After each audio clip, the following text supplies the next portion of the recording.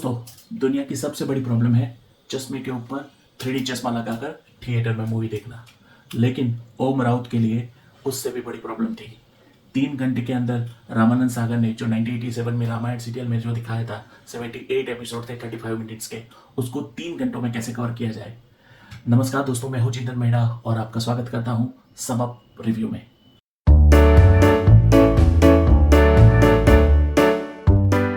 दोस्तों, वाल्मीकि रचित रामायण सिर्फ हिंदू धर्म का एक पवित्र ग्रंथ नहीं है। ये एक इटर्नल फिलोसॉफी है, ये एक इटर्नल एपिक है, ये एक इटर्नल जर्नी है।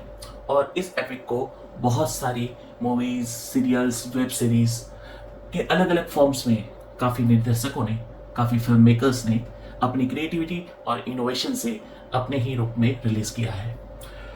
ओम राउत के लिए सबसे बड़ी समस्या रही होगी कि वो रामानंद सागर के 78 एपिसोड के सीरियल्स को 3 घंटे के जो फिल्म है उसमें कैसे कवर करें।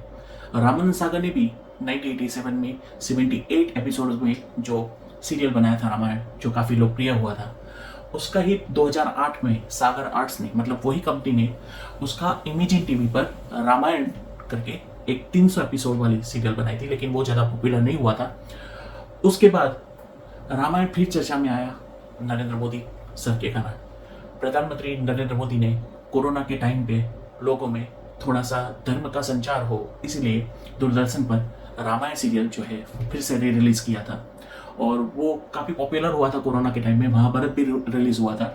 लेकिन आपको अगर पता नहीं होगा, शायद MX प्लेयर पर राम युग करके एक वेब सीरीज है जिसका निर्देशन किया था कुणाल कोहली ने। कुणाल कोहली वो ही है जिन्होंने फना, हम तुम, मुझसे दोस्ती करोगे जैसे फिल्म को डायरेक्ट किया है। तो वो भी काफ़ी मॉडर्नाइज लुक में था, वो वेब सीरीज के फॉर्म में था। तो जब भी कोई नई चीज़ करना चाहता है तब उसमें काफ़ी कंट्रोवर्सी आती है, काफ़ी अपोज आता है। जैसा कि आप लोगों को पता होगा कि 2008 में एकता कपूर ने जो है वो कहानी हमारे महाभारत की करके एक सीरियल बनाया था। इससे पहले B.R. चोपड़ा ने जो महाभारत ऑल टाइम क्लासिक जो आपने देखा होगा, उसकी कंपैरिजन में एकता कपूर ने थोड़े से बदलाव किए थे, वेशभूषा में बदलाव किए थे, कॉस्ट्यूम में बदलाव किए थे, कैरेक्टर्स में बदलाव किए थे। और उस वक्त मुकेश खन्ना भी शायद वहाँ पर आए थे और एकता कपूर के बारे में उन्होंने भी काफ़ी अपोज किया था। काफ़ी कलाकार जो थे पुरानी सीरियल्स के, उन्होंने भी काफ़ी अपोज किया था। और वो जो है एकता कपूर की कहानी हमारी महाभारत की, वो चली नहीं थी। उसमें कई सीन तो 300 फिल्म्स के भी डाले गए थे, वो भी मैंने देखा था। अभी यहाँ पर अभी जो ये राम कॉन्सेप्ट ऑफ राम चल रहा है, मतलब कि राम भगवान के पर थोड़ा सा फोकस करके अभी जो फिल्म्स बन रही है, जैसे कि राम सेतु भी बनी थी अक्षय कुमार की, वो भी काफ़ी चली थी। उसके बाद मणिरत्नम का रावण जो फिल्म था वो भी काफ़ी पॉपुलर हुआ था। और हमारे शाहरुख भाई ने तो रावण बना दी थी जो काफ़ी साइंस फिक्शन टाइप की थी, लेकिन द सेम कॉन्सेप्ट, उसमें थोड़ा रावण का कॉन्सेप्ट था। तो यहाँ पर ये जो फिल्म है ओम राउत की आदि पुरुष, वो काफ़ी डार्क है। मतलब आप वहाँ पर आप दिव्यता और पवित्रता अगर ढूंढने जाओगे तो आपको नहीं मिलेंगी। यहाँ पर प्रॉब्लम ये है कि कोई स्पॉइलर नहीं है, स्टोरी आपको पहले से ही पता है। और जो दिव्यता और पावनता की बात कर रहे हैं, वो दिव्यता और पावनता आपको इस फिल्म में नहीं मिलेगी। आपको वन लाइन में मैं बोलूँ तो इस फिल्म के अंदर आपको एहसास होगा अवेंजर्स का, प्लेनेट ऑफ एप्स का और जंगल बुक का। कुछ सीन्स तो मुझे ऐसे ही लगे जैसे कि अवेंजर्स में से सीधे निकाल कर यहाँ पर लगा दिए हैं। प्लेनेट ऑफ एप्स के जो एप्स आपने देखे थे, जो मतलब जो वानर सेना है, वो काफ़ी रिजेंबलेंस करती है प्लेनेट ऑफ एप्स से। सिनेमेटोग्राफी और 3D इफेक्ट्स काफ़ी रिजेंबलेंस करते हैं जंगल बुक से। तो काफ़ी कुछ आपको नया देखने को मिलेगा और नया देखना ही चाहिए, क्योंकि आपको एडेप्ट करनी चाहिए नई टेक्नोलॉजी। अगर नई जनरेशन को आपको रामायण समझानी है तो आप पुरानी सिनेमेटोग्राफी और पुराने कैरेक्टर्स से नहीं समझा सकते हैं। और अगर समझाना चाहते हैं तो फिर यूट्यूब पर अवेलेबल है ही रामानंद सागर के रामायण, वो देख सकते हैं। यहाँ पर मैं आपको कह सकता हूँ कि पिक्चर देखते वक्त आपको जरूर गुस्सा आएंगे। बहुत ही अच्छे अच्छे सीन्स हैं, बहुत ही धमाकेदार एक्शन है और सबसे बढ़िया फीचर मैं बताता हूँ 3D 3D फीचर इतना अच्छा है यहाँ पर कि ऑडियंस जो है वो होता है ना, अवेंजर्स मूवी होता है, पठान में हुआ था, जो ऑडियंस मतलब बीच बीच में आवाज़ करती है, जैसे कि राम भगवान आते हैं, हनुमान जी आते हैं, तो वहाँ पर ऑडियंस जो है वो काफ़ी मतलब रिएक्ट करेगी, आपको वैसा माहौल देखने को मिलेगा। उससे पहले मैं आपको एक बताना चाहता हूँ कि कोई भी धार्मिक रिलीजियस गॉड को अगर आपको दिखाना है आपकी फिल्म में, तो आपको काफ़ी स्टडी करनी पड़ती है, क्योंकि हमारे भगवान राम है, हमारे भगवान कृष्ण भगवान है। वेस्टर्न में, हॉलीवुड मूवी में गॉड जीसस के ऊपर पहले मूवी जब बनती थी तब गॉड जीसस को नहीं दिखाया जाता था, उनका बैनहर पिक्चर में सिर्फ हाथ दिखाया गया था। उसके बाद गॉड जीसस को जीसस फिल्म प्रोजेक्ट के द्वारा प्रमोट किया गया और काफ़ी प्रमोशन भी मिला, क्रिश्चियनिटी स्प्रेड भी हुई उससे। जीसस ऑफ नाजरत करके एक पिक्चर आई थी, वो भी काफ़ी चली।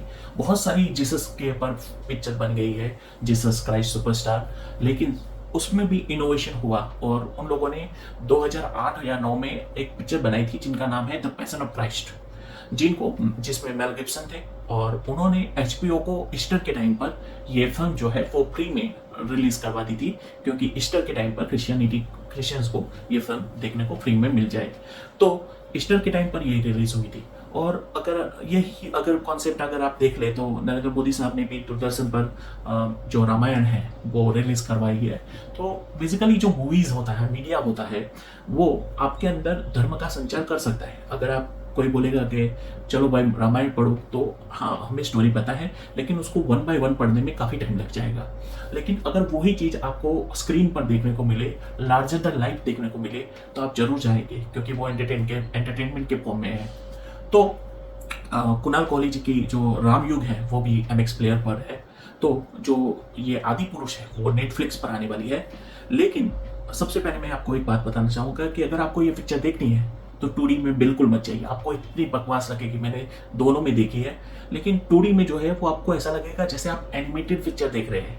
वैसे भी ओम राउत ने बताया था कि ये पिक्चर 3D के लिए बनी है, तो थोड़ी पैसे खर्च कीजिए और जाइए 3D मूवी में। 3D में भी PVR बेस्ट ऑप्शन है, वरना तो फिर आईनॉक्स और ऑप्शन है ही आपके पास। लेकिन जो कैरेक्टर्स जो है वो पॉप आउट होते हैं, पॉप आउट होना मतलब आपको बाहर दिखना, वो 3D में ही आपको मजा आएगा। और ये फिल्म 3D के लिए बनी है। अगर आप मोबाइल में कोई पायरेटेड प्रिंट लेकर देखते हैं तो आपको बिल्कुल भी मजा नहीं आएगा, सिर्फ अंधेरा और सिर्फ डार्क एटमॉस्फियर वहां पर दिखाई देगा। दूसरी चीज है कि जब मैं 8:30 बजे गया PVR में, इतना सुबह का टाइम था, फिर भी शो हाउसफुल था। इस पिक्चर के लिए काफ़ी मुझे लग रहा है एक्साइटमेंट है यूथ में, ओल्ड एजेस में। तो बहुत सारे लोग 8:30 बजे मतलब सुबह उठकर भी वहाँ पर आ गए थे। और यहाँ पर सबसे पहले टीजर जब आए तो उसके पहले ट्रेलर स्टार्ट हुआ। ट्रेलर्स में हम लोगों ने देखा कि गदर 2 का ट्रेलर आ गया, और फिर भी ऑडियंस काफ़ी रिएक्ट कर रही थी। गदर 2 भी बहुत ही अच्छी फिल्म आने वाली है, तो ट्रेलर भी अच्छे आ रहे थे। और उसके बाद स्टार्टिंग जो है पिक्चर का वो थोड़ा सा अजीब है, वो थोड़ी हॉरर फीलिंग आप में पैदा कर देगा। लेकिन कोई भी ट्विस्ट या टर्न नहीं है यहाँ पर। स्टार्टिंग जो है वो कैसे करें, क्योंकि स्टोरी तो नोन है। दशरथ राजा थे, उन्होंने अपने बेटे राम को वनवास दिया। स्टार्टिंग क्या वहां से करें? अगर वहां से करते हैं तो पिक्चर और लंबी हो जाती है, 2 पार्ट्स में बनाना पड़ेगा। अगर स्टार्टिंग सीता के माँ के स्वयंवर से करें तो भी काफ़ी लंबी हो जाएगी। स्टार्टिंग अगर राम भगवान के चाइल्डहुड से करें तो भी काफ़ी लंबी हो जाएगी। तो स्टार्टिंग कहाँ से करें? स्टार्टिंग मुझे तो पता ही है स्टार्टिंग कहाँ से हुई थी फिल्म, लेकिन अगर आप लोगों को भी पता है कि स्टार्टिंग कहाँ से होने वाली है तो मुझे कमेंट करके बताइए। तो स्टार्टिंग जो है उसमें तो मुझे ऐसा लगा कि जैसे मैं हॉरर फिल्म देख रहा हूँ, इतनी बड़ी इफेक्ट। और पहला जब वो मतलब सीन मैं नहीं बता सकता हूँ, आपका स्पॉइलर हो जाएगा, लेकिन जब भी एंट्री हुई तो मुझे ऐसा लगा कि कुछ हॉरर टाइप की फीलिंग आ रही थी। आदि पुरुष में पावनता और दिव्यता से ज़्यादा स्टार्टिंग में हॉरर से अगर आप देखेंगे तो दिखाया गया है। पूरा पिक्चर डार्क है, मतलब कई बार तो आपको कैरेक्टर ऐसा लगेगा कि जैसे अंधेरे में है और आपको टॉर्च लेकर जाना पड़ेगा। डार्क सिनेमेटोग्राफी क्या होती है? जैसे कि कुछ डार्क फिल्म होती है, जैसे कि जंगल बुक में भी काफ़ी डार्क एटमॉस्फेयर रखा गया था, और जो रावण है वो लूसीफर टाइप का दिखाने के लिए उन्होंने सब कुछ काला काला कर दिया है, मतलब जो क्लाउड्स है वो काले हैं। और यही सारी चीज़ें तानाजी में भी थी। ओम राउत ने तानाजी में भी ऐसी ही जो है वो डार्क एटमॉस्फेयर रखा था। ठीक है, फाइट भी डार्क में करवाई थी, I think ending is in the dark scene. So सब कुछ डार्क है, कोई भी मतलब ऐसा ब्राइट एटमोसफियर नहीं है। अगर आप कुणाल कोहली की राम युग देखेंगे ना, तो उसमें काफ़ी मतलब बहुत ही एक्सोटिक सीनरी है और आपको अच्छा लगेगा, आपकी आंखों को अच्छा लगेगा। यहाँ पर डार्क सिनेमेटोग्राफी होने के कारण क्या होता है, बेसिकली डार्क सिनेमेटोग्राफी इसलिए भी शायद यूज की गई हो क्योंकि उन लोगों को वीएफएक्स की इफेक्ट ज़्यादा नहीं दिखानी होगी, वरना अगर वो लोग इसको ब्राइट में दिखाते तो आपको पता चल जाता है, जैसे कि वहाँ पर कोई वानर दौड़ के आ रहा है तो आपको पता चल गया ये एनिमेटेड है। तो डार्क जो होता है उससे काफ़ी कुछ मतलब इजी हो जाता है वीएफएक्स के लिए और 3D के लिए। तो 3D की इफेक्ट भी ज़्यादा डार्क में ही आती है, लेकिन पिक्चर काफ़ी डार्क लगी मुझे। पर्पस तो मुझे नहीं पता है उसका। तो ब्लैक क्लाउड्स आते हैं, तानाजी में जो एंडिंग है वैसा ही वो डार्क सीन होते हैं। और दूसरी एक बात मैंने जो नोटिस की है कि जो सबरी का सीन है, सबरी माता का सीन है, वहाँ पर डार्क में दिखाया गया है। बेसिकली जो माता सबरी वाला इवेंट था वो वसंत ऋतु में हुआ था। उस वक्त कभी भी आप डार्क क्लाउड नहीं दिखा सकते। उस वक्त मौसम कैसा होता है इंडिया का हमें पता है, रेन से ऐसा कुछ होता नहीं है। अली खान आउटस्टैंडिंग, उसकी चलने की स्टाइल, जैसे कि वो चलता है उसको देखकर आपको मजा आ जाएगा। उसके ब्लैक क्लोथ्स, मैं जो है स्टाइल ऑफ वॉकिंग पर फिदा हो गया उसकी। और उसका जो कैरेक्टर है वो इतना हॉरर दिखाया गया है, उसको देखकर आपको थोड़ा सा डर लगेगा। और कोरोना के वक्त के बाद हम लोग जो बैट्स होते हैं ना, जिसको हिंदी में चमगादड़ बोलते हैं, उसको भूल गए थे। वो जब बैट पर आता है ना, वो बैट भी बहुत ही सॉलिड लगता है, बहुत ही अच्छी तरह से उसको जो वीएफएक्स में जो डाला गया है। सैफ अली खान के बाद आता है प्रभास का कैरेक्टर, जिन्होंने राम का कैरेक्टर प्ले किया है। पूरे मूवी में उनको राघव ही कहा जाता है।